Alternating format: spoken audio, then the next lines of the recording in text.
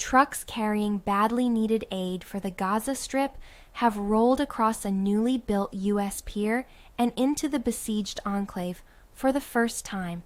Friday's shipment is the first in an operation that American military officials anticipate could scale up to 150 truckloads a day. It comes as Israeli restrictions on border crossings and heavy fighting hindered the delivery of food and other supplies 7 months into the Israel-Hamas war. But the U.S. and aid groups warn that the floating pier project is not a substitute for land deliveries that could bring in all the food, water, and fuel needed in Gaza. Before the war, more than 500 truckloads entered the territory on an average day.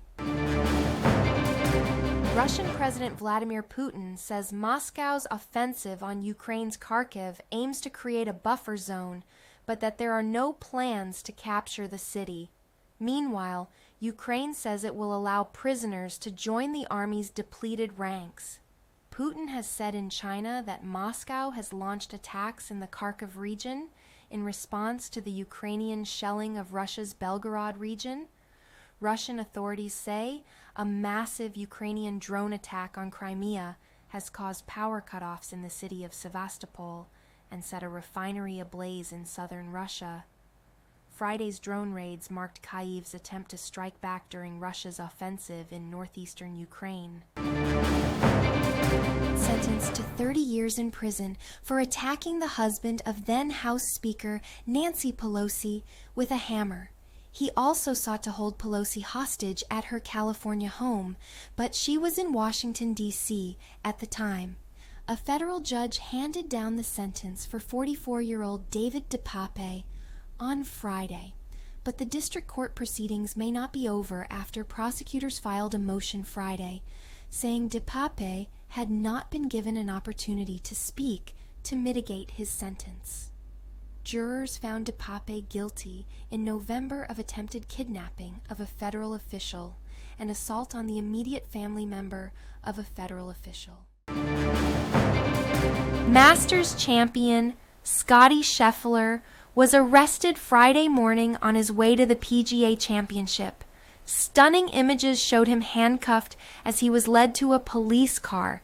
He was arrested for second-degree assault of a police officer, third-degree criminal mischief, reckless driving, and not following police directions. He was booked into jail at 7:28 a.m. He was released and arrived at Valhalla at 9:12 a.m. Police say a pedestrian was hit by a bus on the road leading to Valhalla Golf Club. ESPN says Scheffler drove past a police car and was chased down and cuffed. Decisive vote against the United Auto Workers at 2 Mercedes factories in Alabama sidetracked the union's grand plan to sign up workers at non-union plants, mainly in the South.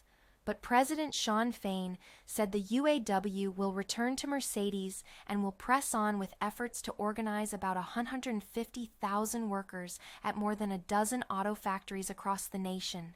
Employees at Mercedes plants near Tuscaloosa voted 56% against the union.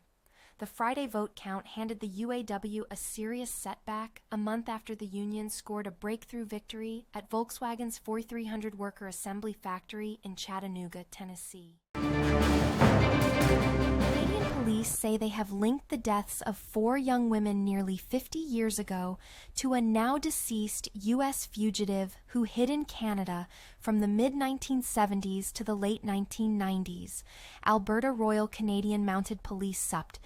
Dave Hall says Gary Allen Serreri might also be linked to unsolved murders and sexual assaults in Western Canada and are asking for the public's help in establishing a timeline. Serreri died in 2011 in a state prison in Idaho of natural causes while serving a life sentence for sexual assault. Hall says Serreri was identified through the use of DNA and criminal databases that help trace his family tree. The Vatican has radically reformed its process for evaluating alleged visions of the Virgin Mary, weeping statues, and other seemingly supernatural phenomena. The Vatican's Doctrine Office overhauled norms first issued in 1978, arguing that they were no longer useful or viable in the Internet age.